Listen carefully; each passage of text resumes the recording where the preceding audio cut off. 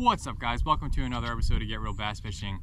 Today we are talking about Fluke, but I want you guys to know we have 4 weeks left of summer where September and October we're going to start seeing some big bass moving around. We're going to see the fall run more towards October. So if you want to book a guided trip, I would book it now because I know I have a lot of people interested in October and there's only 31 days. So I do a morning and evening trip. So if you want to book something in October, I would do it as soon as possible because the moment I start posting striped bass videos, I guarantee you it's going to be booked. So let's jump into the video and maybe I'll see you guys on the water. By demand and a lot of direct messages on Instagram and Facebook, I have been asked to do another video on the Panorama rig that I use for fluke fishing. This time of year, we catch a lot of fish on this bait right here. So let me just splash back there. Give me a second. All right, so I guess there's nothing there. But this is a 6 cents Panorama 3.5 inch. I will link everything that we're going to talk about in this video. This one's a little used because we've been catching some fish on it, but it's just a soft plastic that looks exactly like a peanut bunker and about the same size that we're going to see from now until the end of the year. Now, of course, we're going to have smaller, we're going to have larger, but for the most part, we're going to see a lot of those 3.5 inch to 4 inch peanut bunker. And this Panorama by 6 cents is one of the best mimics of that. It is the same thickness as a peanut bunker, same color, same profile, and Fluke love peanuts. Now, I haven't tried to target striped bass with this, mainly because there's other options that I know are going to catch stripers, and I catch a lot of stripers on them. But this is the 6 cents Panorama. Now, the way that I rig it, there's two different ways that I rig it up. First, the hook is either a worm hook, so something like that with the hook exposed, or an EWG where the hook point is in line with the eye, and that makes it a little bit more weedless. So if you got some southwest winds blowing in and you got a lot of weeds in the water and you kind of want to have something that's a little bit more weedless, go with the EWG. It's just going to have a little bit more of a gap and more metal or more hook out there. But with this worm hook, you can just slip on just a regular old Texas rig, slip that bait on, and you don't have that much hook being exposed here, where an EWG you'd have this big huge extra wide gap for it. Now what I do is I have a bullet weight. Sometimes it's tungsten, sometimes it's lead, sometimes it's steel, whatever I can get my hands onto, but a lot of times it's going to be that tungsten, and it's going to be an 1/8 ounce maxed out at a 1/4 ounce bullet weight. Now there's something called bobber stoppers or weight stoppers that you can slip onto your main line or your leader, and it'll basically just stay wherever you put it on your leader. That way that bullet weight doesn't move any farther forward. Now a lot of times I'm fishing it without that peg, so it's going all the way down here, and a lot of people are asking me, how do you fish it, you know? So the best way I can explain it is you're not necessarily working the bait, you're working that bullet weight. So your best option is to get a weight that's going to be able to stay on bottom or move slowly on the bottom with the current. And that's what I've seen play the biggest factor, is you got to have some current and you can't move it too fast and it can't stay in one place. So what you're doing is basically working this bullet weight as a bucktail or a jig off the bottom. You're going to cast it out, and wherever that bullet weight is, you're just going to twitch. That way that bullet weight comes up and drifts in that current. You don't want something too heavy that's just going to stay, because you have a bullet weight or a weight that's too heavy, all you're going to do is get this twirling in the wave and the current and all that stuff, so it's not going to look super natural. The lighter the bullet weight, as light as you can go, that it's not just going to get pulled out with the current, which could still be a good option for catching fish because it's drifting naturally.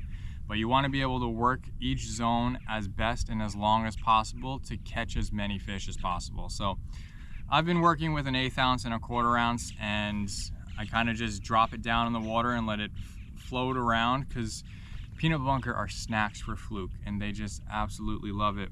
And when you throw something at them that looks just like it and they've never seen it before, they're going to think it's exactly what it is a peanut bunker.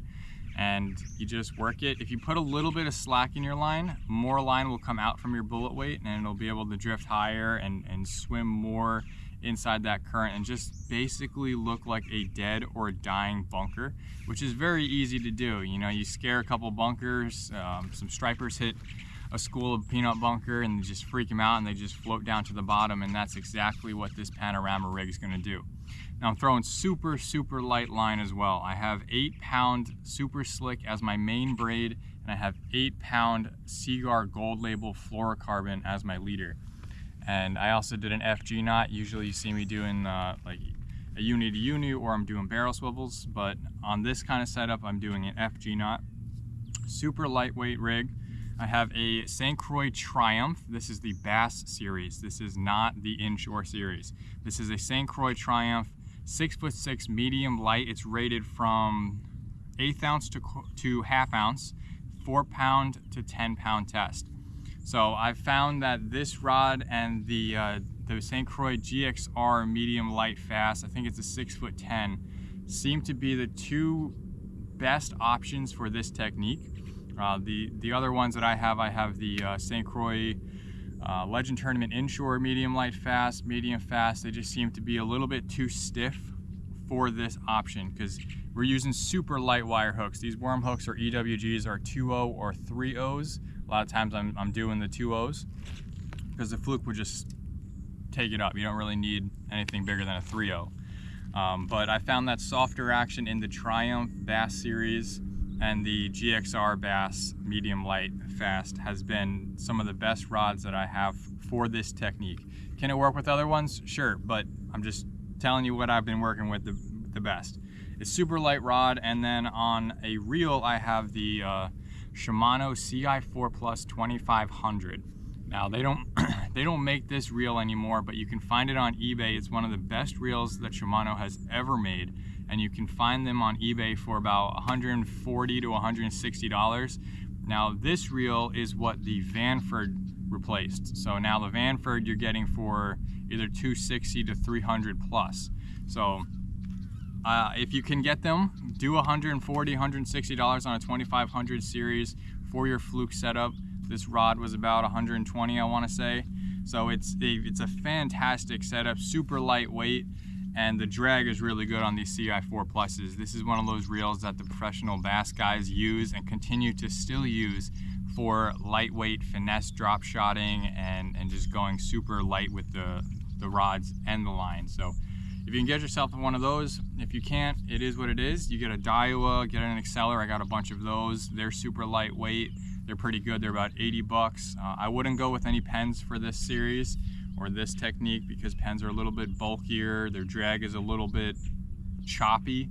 So you throw in 8-pound test, 8-pound fluoro, you don't want to snap off because your drag got stuck and you had, I don't know, a 10-pound Fluke on the end of your line. So go with something that's a little bit better. You know, Shimano, Daiwas, they make good stuff in all price ranges. So whatever you can do, check eBay, finagle your way, you know, bargain $10 off or whatever. But this is one of my favorite Fluke setups, and I catch a bunch of fish on it, and we will be doing a ton more videos when we start catching a lot more on here. Right now I got peanuts behind me that are maybe 2 inches at most, a little bit smaller. So we're still waiting for those 3.5-inch Fluke to show up in full numbers, which we usually see towards the middle or end of August, and then until about mid-October we start seeing these guys, and we're gonna catch a ton of Fluke. September is your time to catch your biggest Fluke ever. I guarantee it. You work this process, this technique out there, you're gonna catch the biggest Fluke that you've ever caught.